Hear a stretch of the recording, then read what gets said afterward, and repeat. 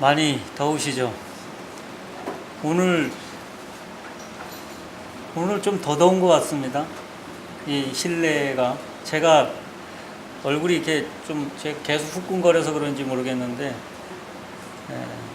헬멧을 쓰고 그냥 배달을 다니니까 얼굴이 좀 뜨거워졌는지 계속 좀 이 열기가 있는 것 같습니다.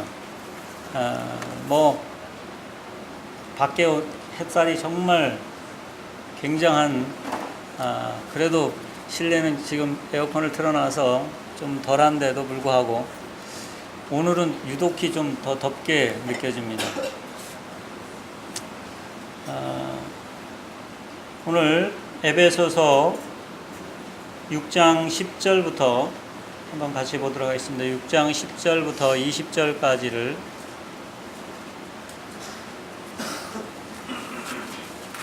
에베소서 6장 10절부터 20절까지 한번 같이 읽어보도록 하겠습니다. 같이 한번 읽어보겠습니다. 시작. 끝으로 너희가 주 안에서와 그 힘의 능력으로 강건하여지고 마귀의 관계를 능히 대적하기 위하여 하나님의 전신갑주를 입으라. 우리의 씨름은 혈과 육을 상대하는 것이 아니요 통치자들과 권세들과 이 어둠의 세상 주관자들과 하늘에 있는 악의 영들을 상대함이라. 그러므로 하나님의 전신갑주를 취하라.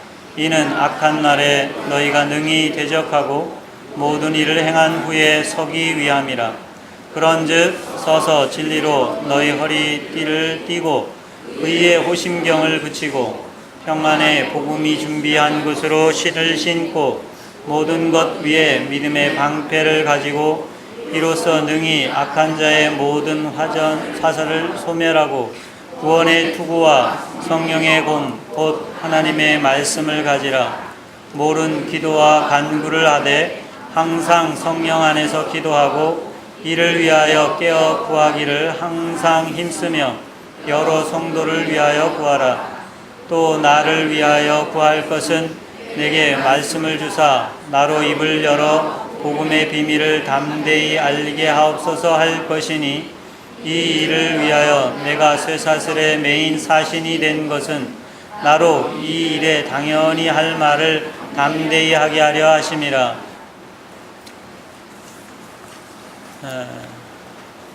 우리는 지난 시간 꽤 긴 시간 동안 에베소서를 암송하고 또 여러 번 말씀의 시간들을 통해서 교제를 해오고 있습니다. 지금 오늘 주보에 보니까 에베소서 5장 31절과 32절이 암송 구절로 이렇게 올라와 있었습니다. 그리고 9월 며칠이죠? 9월 6일? 9일 날 9월 9일에 우리 5장이 암송 테스트가 들어갑니다.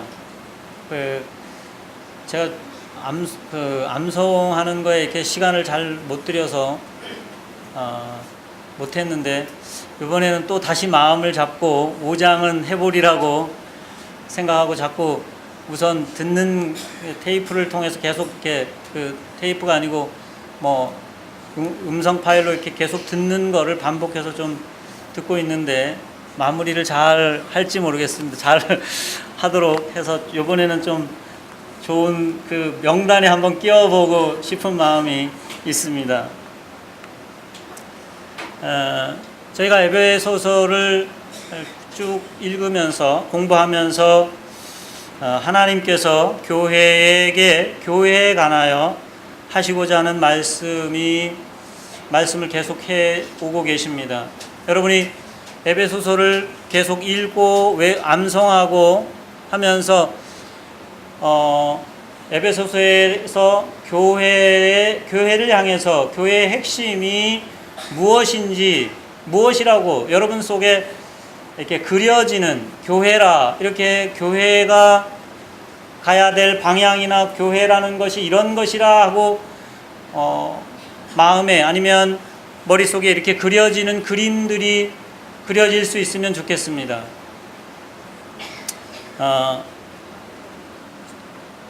에베소서를 여러 번 읽고 뭐 외우고 하지만 그냥 그런 그림이 그려지지 않는다면 좀 다시 한번 그런 그림들이 여러분 속에 좀 그려지기를 소원하는 마음이 있습니다.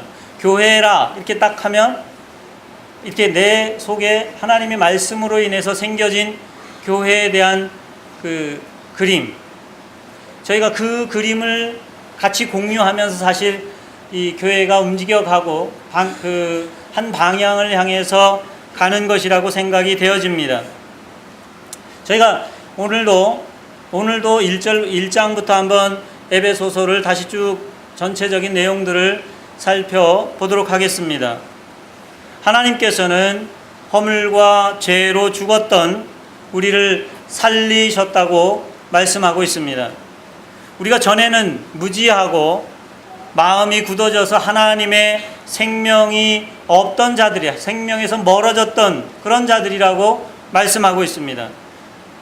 감각 없이 마음에 원하는 것을 하여 방탕하여 허망한 것을 행했다고 말씀하고, 원래 이 세상 풍조를 따르고 공중 권세 잡은 자를 따라서 불순종의 자녀였다. 이게 교회가 원래 가지고 있었던, 교회가 되기 전에 우리들의 모습이라고 말씀하고 있습니다. 우리의 마음대로 살아서 사실상은 본질상 하나님의 진노의 자녀였다고 하는 것입니다. 그런 우리들에게 하나님께서 하늘에 속한 모든 복을 주셨다. 하늘에 속한 모든 복을 주셔서 주 예수 그리스도의 그 피로 말미암아 속량하시고 자신의 아들들이 되게 하셨다. 교회는 그분의 아들들이 된 사람들이다. 이렇게 말씀하고 있습니다. 그리고 교회로 말미암아 하늘에 있는 것이나 땅에 있는 것들이 그리스도 안에서 통일될 것이라고 말씀하고 있습니다. 또 하나님의 영광을 찬송하고 하나님의 영광과 찬송이 될 것이라고 말씀하고 있습니다. 그리고 하나님께서 주 예수 그리스도를 죽은 자 가운데서 살리신 능력으로 우리를 다시 살리셔서 그리스도의 몸이 되게 하셨다. 또 그 몸된 교회를 만물을 충만케 하시는 이의 충만이 되게 하셨다. 하나님의 충만이 되게 하셨다. 이렇게 말씀하고 있습니다. 또한 하나 될 수 없는 그런 사람들을 불러서 그리스도께서 담을 하셔서 하나 되게 하셨고, 이제 하나님이 거하시는 성전으로 지어져 가게 하셨다고 말씀하고 있습니다. 교회로 말미암아 또 3장에서는 하늘에 있는 통치자들과 권세들에게 하나님의 각종 지혜가 어떠한지를 알리시기를 원하신다고 말씀하고 있습니다. 이 일을 위해서 하나님께서 그리스도의 능력을 따라 우리 각자에게 은사를 주셨고, 그 은사의 분량대로 서로 역사하여 사랑 안에서 서로 세우게 해 주셨습니다. 그리고 그리스도의 그 장성한 분량만큼 온전한 사람으로 자라가게 하셨습니다. 범사에 그에게까지 자라라고 그렇게 말씀합니다. 그래서 심령을 새롭게 함으로 옛사람을 버리고 새 사람을 입으라고 권하고 있습니다. 새 사람을 입는다는 것이 어떤 것인지를 또 구체적으로 5장의 말씀을 해 주시고 있습니다. 사실 세월을 아껴서 주의하여서 성령의 충만함으로 이 일을 이루어 갈 것을 우리에게 권하고 있습니다. 간단하게 5장까지 줄거리들을 잠깐 이렇게 말씀을 해 봤는데, 하나님께서 교회를 세우신 의도, 그 궁극적인 의도가 무엇입니까? 여러분이 내가 교회가 점점 더 자라간다고 할 때 드러나는 그런 모습들은 어떤 모습으로 드러날 것 같습니까?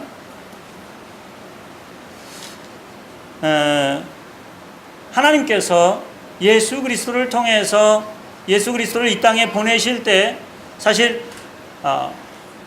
하나님의 의도는 그리스도와 같은 사람을 얻기를 원하신다고 볼 수 있습니다. 하나님께서 사도 바울을 통해서 기록한 로마서에서도 사실 그 복음을 계속 얘기하고 8장에까지 복음이 어떤 것인지를 쭉 얘기하면서 8장 마지막 부분에 결론적으로 말씀하시는 부분을 보면 하나님께서 얻기 원하시는 것이 무엇인지 저희가 볼 수가 있습니다. 로마서 8장 19절에는 피조물이 고대하는 바는 하나님의 아들들이 나타나는 것이라고 말씀하고 있습니다. 하나님께서 그 아들 예수 그리스도를 세상에 보내셨는데 피조물들이 고대하는 바는 이제 그 아들의 나타나심으로 인해서 생기는 그 하나님의 아들이 아니고 뭐라고 말씀하냐면 하나님의 아들들이 나타나기를 고대한다고 말씀하고 있습니다.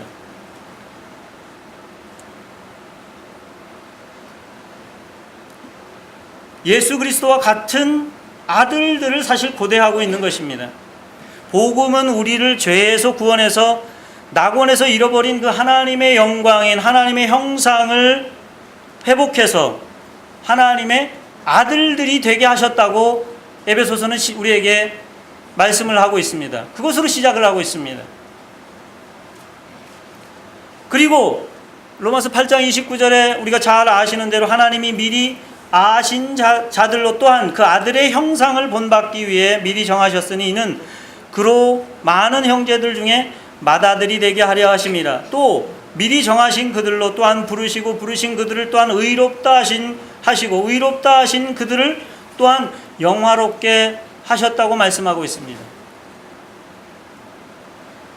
결국 하나님이 복음으로 우리를 부르셔서 우리를 구원하시고 구원해내셔서 하나님의 자녀 삼으셔서 그 하나님의 자녀 삼으셨다고 하는 것은 우리도 동일하게 그 그리스도와 같은 그분의 형상으로 자라가기를 원하시는 에베소서에서 에베소서를 계속 그려가면서 4장에 궁극적으로 교회에게 은사를 주시고 그 은사를 통해서 하시고자 하시는 일이 무엇입니까?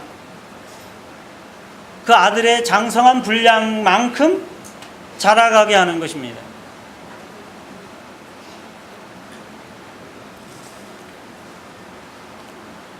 우리가 지금 고린도 후서를 묵상하고 있는데 고린도 후서 3장 18절에도 보면 우리가 다 수건을 벗은 얼굴로 거울을 보는 것 같이 주의 영광을 보매 그와 같은 형상으로 변화하여 영광에서 영광에 이르니 주의 영으로 말미암음이라. 그와 같은 형상으로 변한다고 말하고 있습니다. 고린도후서 4장 10절 이하에는 그리스도의 형상으로 변한다는 것이 무엇인지 알 수가 있는데 우리가 항상 예수 죽음을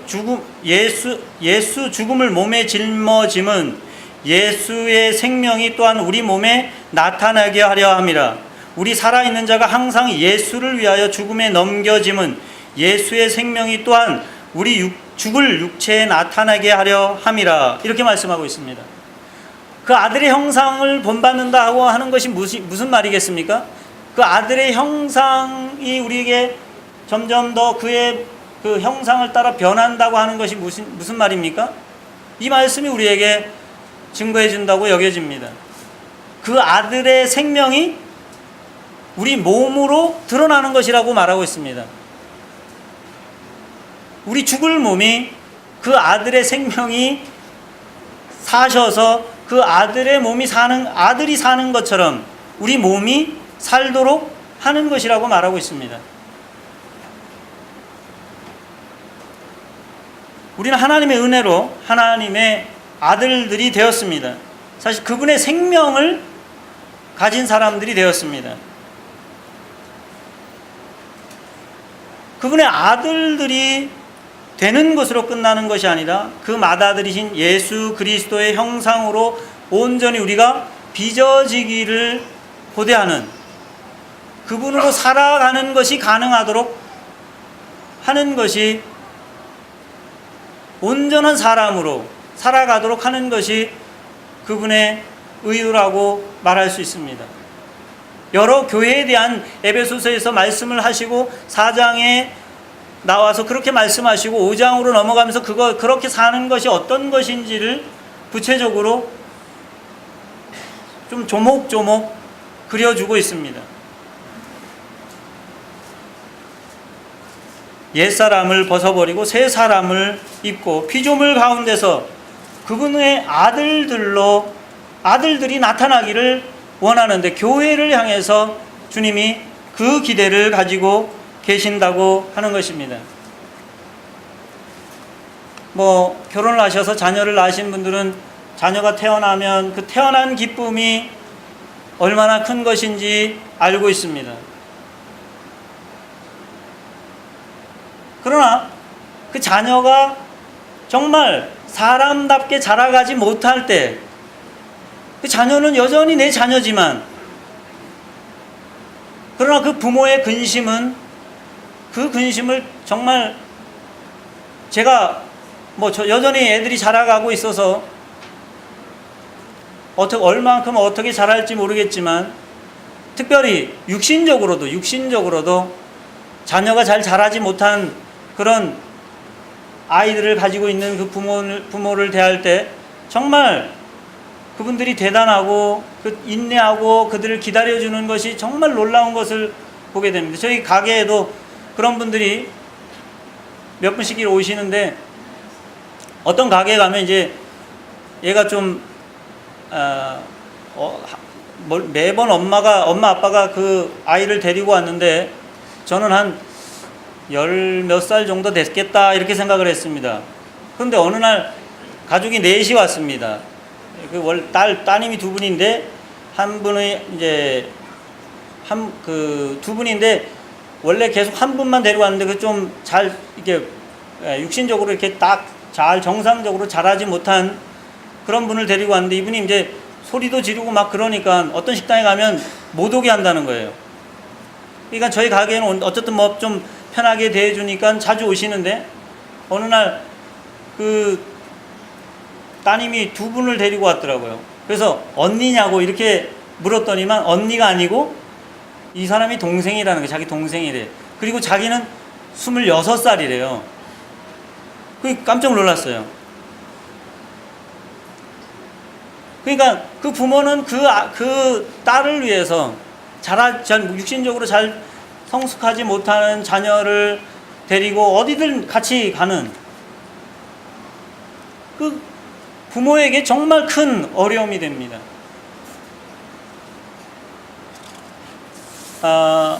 그 마찬가지로 저희도 하나님의 자녀로 태어났지만 하나님이 기대하시는 것은 태어난 것으로 만족하시지 않으시고 우리로 정상적인 아들로, 그리스도인으로 정말 교회다운 교회로 서기를 소원하는 그런 마음을 에베소에서 계속해서 보게 된다고 하는 것입니다.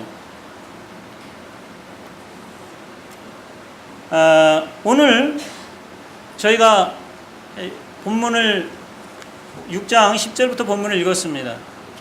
6장 10절부터 그 본문의 끝으로 하면서 시작하는 본문이 나오는데, 이 본문은 하나님의 전신갑주를 입으라 이런 얘기를 하고 있는 장인 걸 너무나 잘 알고 있습니다.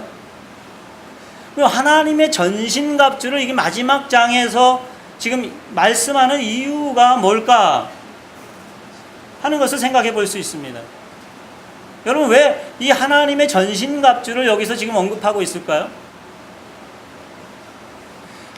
지금까지 앞에서 말한 부분들에 대해서, 앞에서 말한 하나님의 그 기대를 하나님이 우리에게 보여주셨는데, 사실 그 기대가 방해받는 요소들이 있다고 하는 것입니다.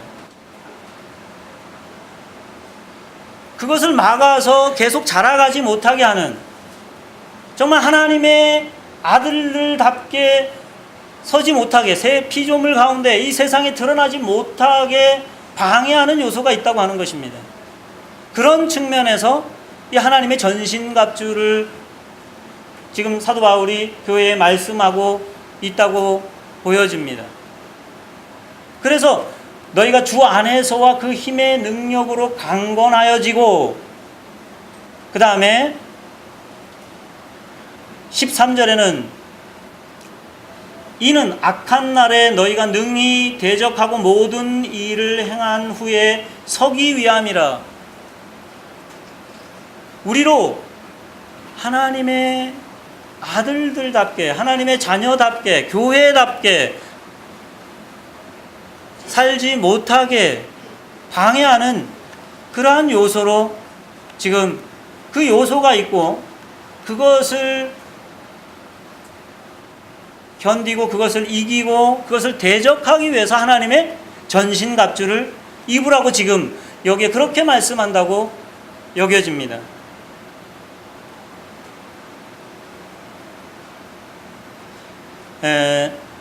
우리가 이 영적인 이런 것을 영적인 뭐 싸움이라, 영적인 전투라 이렇게 말합니다. 근데 우리가 이런 부분을 생각할 때 한 가지 좀 우리 속에 이미 자리 잡고 있는 오해들 같은 것들도 있을 수 있습니다. 우리가 마귀와 사탄, 그리고 하나님, 또 선과 악, 뭐 이런 문제들을 생각할 때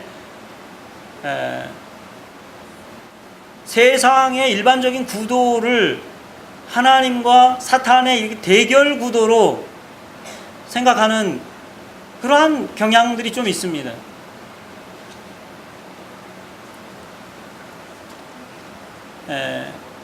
그러나 그리고 또 한 가지 측면은, 물론 성경에 그런 표현들이 자주 등장하고 있습니다만, 이 세상이 사탄이 지배하는 사탄의 왕국이라,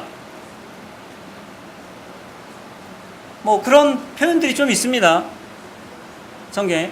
그래서 이 세상이 사탄의 지배 아래에 있다고 여기는 그러한 우리 생각들이 어느 정도 이렇게 자리 잡고 있는 경우도 있습니다. 그런데 우리가 예배하면서 찬송하면서 계속해서 생각해 봤지만, 이 세상을 창조하신 분이 누구십니까? 하나님이시고, 이 세상을 주재하시는 분이 누구십니까? 여전히 하나님이시고, 이 세상의 주인은 누구십니까? 하나님이십니다. 하나님이 한 번도 사실은 사탄에게 이 세상을 자기 걸로 준 적이 없습니다. 다만 사탄이 첫 사람을 유혹해서 자기 편으로 만들어서 모든 사람이 사실 그 수하에 들어 있었던 것은 사실이죠. 우리가 예수 그리스도를 믿기 전에는 뭐였습니까? 공중 권세자를 따르는 자들이었다고 분명히 그렇게 말씀을 하고 있습니다. 그런 면에서 분명히 사탄은 사람들을 자기 손 아래 두고 있었다, 이런 측면에서는 분명히 세상의 임금이라 이렇게 말할 수 있을 겁니다. 그러나 사탄이 하는, 자기가 하나님이 나에게 예수님을 유혹할 때 뭐라 그랬습니까? 하나님이 나에게 모든 권세를 주셨으니. 원래 사탄은 뭡니까? 원래 사탄이 뭡니까? 거짓말장이에요.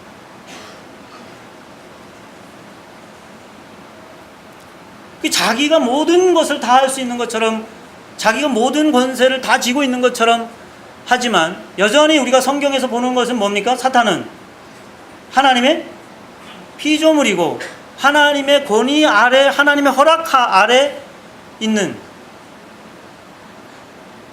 그리고 하나님이 섣사람의 타락과 함께 그냥 말씀하신 게 뭡니까? 여자의 후손이 너의 머리를 상하게 될 거라고. 그리고 정말 그 예수 그리스도가 이 땅에 오셔서 그 사탄의 머리를 상하게 했습니다. 물론 사탄은 자기가 뭐야? 예수님의 머리를 상하게 했다고 처음에는 생각했지만 예수님은 그를 치명적으로 사실 상하게 하셨습니다. 그의 머리를 상하게 했다는 것은 물론 뭐 생명의 문제도 될 수 있겠지만 그의 권위, 권세, 이것을 완전히 뭉개는 그런 것이라고도 말할 수 있습니다. 세상은 하나님과 사탄의 대결 구도가 아닙니다.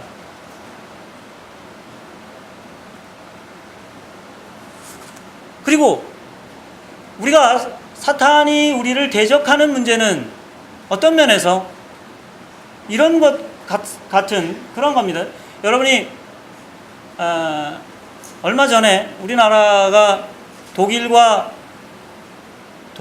축구를 했죠. 월드컵 예선을 16강 예선을 했습니다. 그때 정말 그 마지막에 짜릿했지 않습니까? 처음 볼 때는 정말 짜릿했죠. 그렇죠?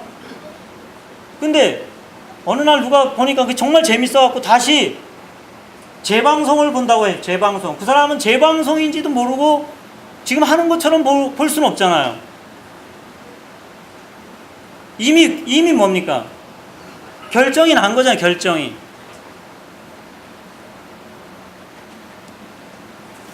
유다서 6절에는 그를 가두었다고 말하고 있고 마지막 요한계시록 20장 10절에도 그를 마지막에 어떻게 할 거라고 했습니까? 지옥 영원한 불에 넣을 것이라고 이미 하나님이 선언하셨습니다. 그러나 하나님의 그 인자하심 때문에, 자비하심 때문에 여전히 사람들을 위해서 기다리시고 계십니다.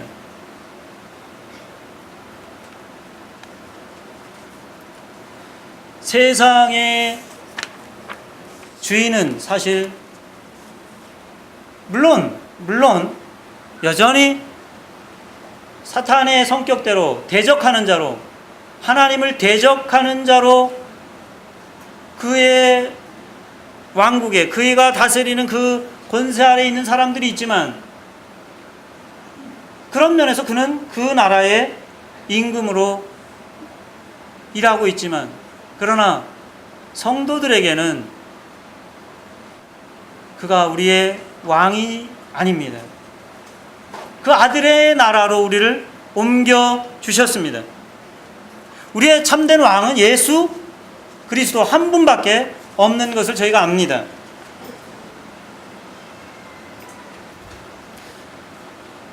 사탄이 그러면 이런 면에서 볼 때 제일 애쓰는 것이 무엇이겠습니까?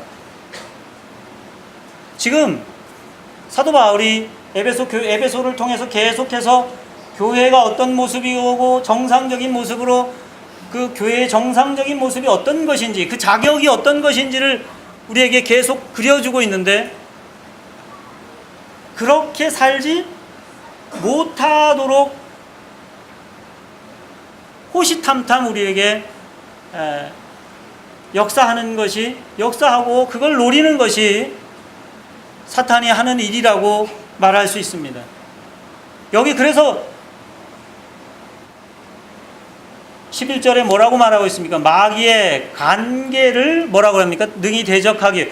거기에 마귀를 대적하는데 그 마귀의 뭐라고 말씀하고 있습니까? 간계라고 말해요. 간계. 예전 성경에는 뭐라고 있었냐면 괴계. 예. 간계는 뭡니까? 간사한 꽤.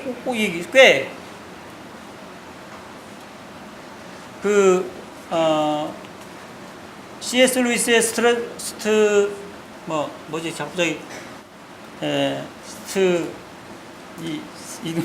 그 책 이름이 스크루테이프의 편지라고 하는 그 책을 보면 얼마나 그 간계를 부리는지 꾀를 많이 쓰는지 한번 그 책은 꼭 좀 읽어보시면 좋겠습니다. 마귀의 간계는 궁극적으로 뭡니까? 교회가 교회답지 못하도록, 하나님의 자녀가 하나님의 자녀답지 못하도록 하는 것입니다. 우리를 넘어뜨려 갖고 그의 자녀로 다시 만들 수는 없습니다. 그러나 우리를 교회답지 못하게, 그분의 자녀답지 못하게 살게 할 수는 있습니다. 우리가 허락한다면.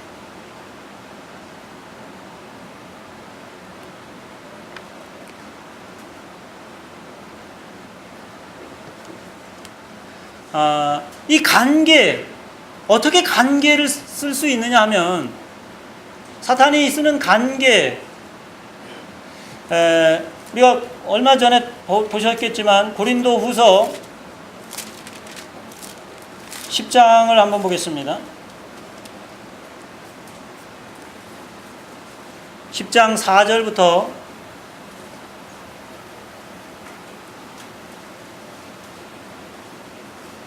3절부터 한번 읽어보겠습니다. 10장 3절부터 6절까지 한번 보겠습니다. 10장 3절부터 6절 같이 한번 읽어보겠습니다. 시작. 우리가 육신으로 행하나 육신에 따라 싸우지 아니하나니 우리의 싸우는 무기는 육신에 속한 것이 아니요 오직 어떤 견고한 진도 무너뜨리는 하나님의 능력이라.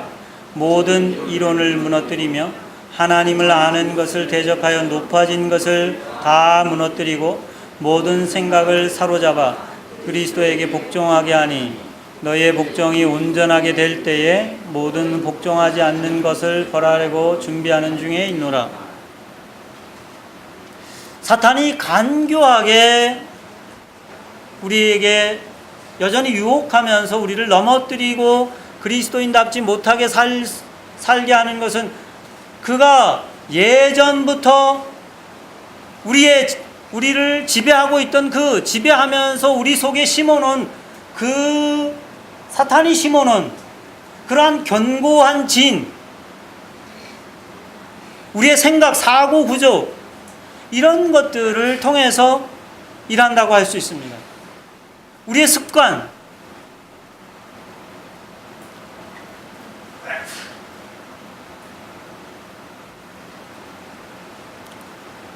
우리 속에 견고한 진을 자기 사람이 되도록 견고한 진을 만들어 놓았습니다. 그 견고한 진의 근본은 무엇입니까? 하나님을 대적하는 것입니다. 하나님께 불순종하는 것입니다. 자기가 하나님처럼 여기는 것입니다. 아니, 하나님처럼 되고 싶은 그 욕망에서 시작되지 않았습니까? 타락이? 사탄이 그렇게 시작됐고 사탄을 따른 처음 사람도 그렇게 시작했습니다. 네가 그걸 먹는 날에는 하나님처럼 되어서 네가 선악을 분별할 줄 알기 때문에 그거 먹지 말라 그랬다. 그런데 그 욕심이 첫사람에게 그대로 들어왔고 그게 그 말이 그 속에 자리 잡기 시작했습니다.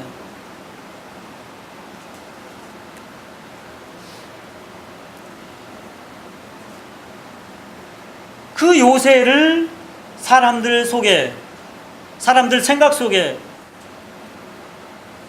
자기가 하나님처럼, 하나님과 같이 되기, 하나님처럼 살기를, 대우받기를 원하는, 내가 하나님의 자녀가 되었다고 하는 것은 무엇입니까? 그 견고한 진이 무너져 내린 거 아닙니까?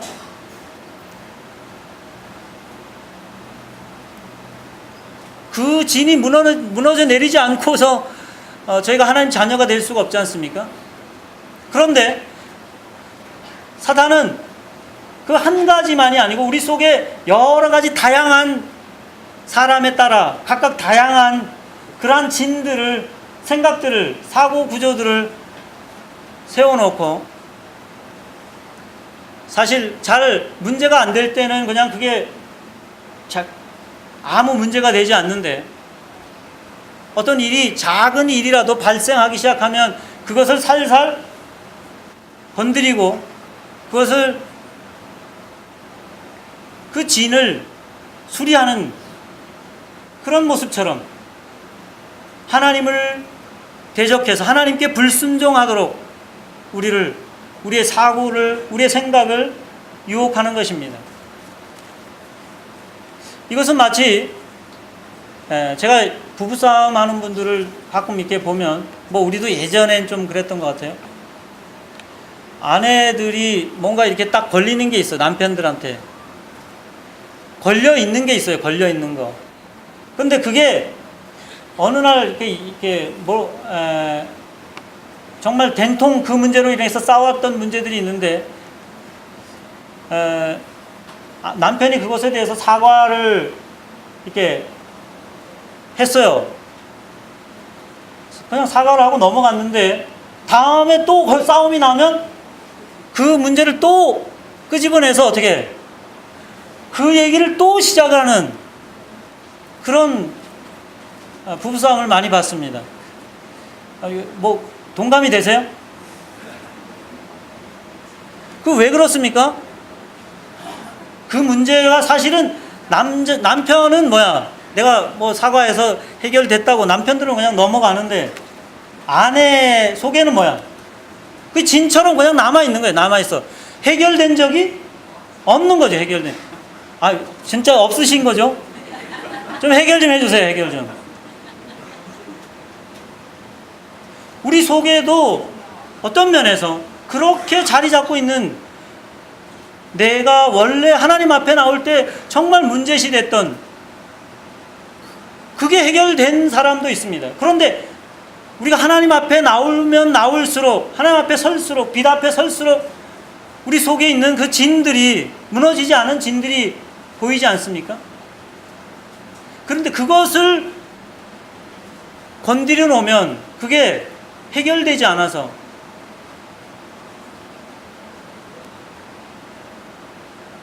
내 속에 외로움이나 아니면 높아지고자 하는 욕심이나 아니면 성적인 문제나 이런 것들이 사탄이 한번 툭 쳐서 우리에게 유혹을 주기 시작하면 거기에 쉽게 넘어질 수 있는 가능성이 있기 때문에, 그리고 넘어지기도 하기 때문에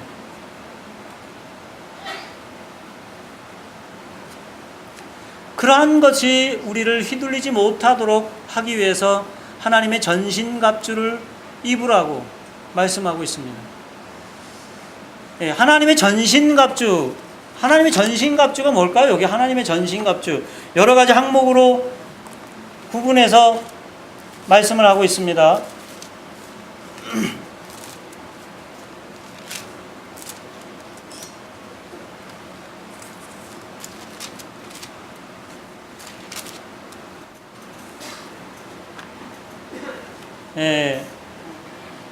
진리의 띠, 평안의 복음에 준비한 신, 그 다음에 믿음의 방패, 구원의 투구, 성령의 검, 이런 것들을 말씀하고 있습니다. 물론 이걸 하나씩 살펴볼 수도 있겠지만, 우리가 좀 이걸 뭉뚱그려서 그 갑옷을 다 입은 모습을 한번 그려본다고 생각하시면, 그 갑옷을 입었다고 하는 것이 뭘 입었다고 여겨지십니까? 전투하는 로마 병사의 모습을 생각할 수 있겠지만, 그 그리스도인이 입은 전신갑주라고 하는 것은, 여기에 말씀들을 몇 가지 좀 생각해 본다고 하면, 그것은 사실 복음이라고 여겨집니다. 복음이 우리의 전신갑주라고 여겨집니다. 복음이 여기 있는 핵심적인 내용이라고 여겨집니다. 우리 복음으로 시작해서 복음으로 살아가지 않습니까? 복음이 우리를 구원하셨지만 여전히 우리를 자라게 하는 것은 무엇입니까? 사실 복음이지 않습니까? 저희 모임에 복음을 계속 가르치고 복음을 교제하고 하는 이 일이 아주 왕성하게 일어나고 있습니다. 정말 귀한 일이라고 여겨져요. 근데 그 복음이 구도자만 유익이 되던가요? 아니죠. 성도들이 자기 자신들을 세워가는데 그 복음만큼 우리를 세워가는, 우리를 견고하게 만들어주는, 마귀를 대적하는데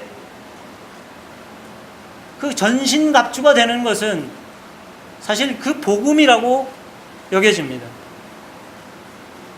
우리를 의롭다고 할 수 있는, 우리를 의롭다고 하는 여기는 그 근거가 무엇입니까? 우리 자신을 볼 때 우리를 의롭게 여길 만한 것이 하나도 없지 않습니까? 복음이신 예수 그리스도만이 우리의 의가 되시고, 그분만이 우리의 구원이 되시고, 그분이 우리의 방패가 되지 않습니까? 거기에 말씀을 가지는 것. 하나님의 전신갑주는 사실 이 복음을 더 깊이 이해하고 복음이 내 것이 되고 그 복음이 내 것으로 사라지는 것, 그것이 복음의 하나님의 전신갑주를 입는 것이라고 여겨집니다. 저희가 2주 후에 이제 복음 캠프를 하고 있습니다. 준비를 하고 기도하고 부도자를 부르고 초청하고 있습니다. 복음은 사실 구도자만을 위한 것이 아니고, 복음은 사실 우리를 하나님의 전신갑주로, 이 사탄의 우리를 뒤흔드는 그 견고한 진, 그것을 파하는 능력이 됩니다. 그것이 우리 속에 우리를 더 휘둘리지 못하도록 막는 그 능력이 복음입니다. 저희가 각각 개개인으로 정해진 분들과 부도자들과 이렇게 복음 상담을 하는 것도 우리에게 중요하지만, 또 성도로 복음집 캠프에 참여하면서 그 복음이 우리를 다시 한번 이 하나님의 전신갑주로 무장케 만들고 우리를 견고하게 만드는 그런 기회를 가지고, 그런 기대를 가지고 이 복음 캠프에 참석하시면 좋겠다 하는 그런 바람이 있습니다. 그것이, 이 복음이 교회를 교회답게, 하나님의 자녀를 하나님의 자녀답게 만들어가는 힘이기 때문에 그렇습니다. 하나님께서 우리 2주 후에 열리게 될 그 복음 캠프를 통해서 다시 한번 저희를 하나님의 전신갑주로 무장시켜 주시고, 또 참석한 분들이 하나님 앞에 그 견고한 진이 무너지게 되는 그러한 일이 교회 속에 계속 이루어지기를 소원하는 마음이 있습니다. 기도하시겠습니다.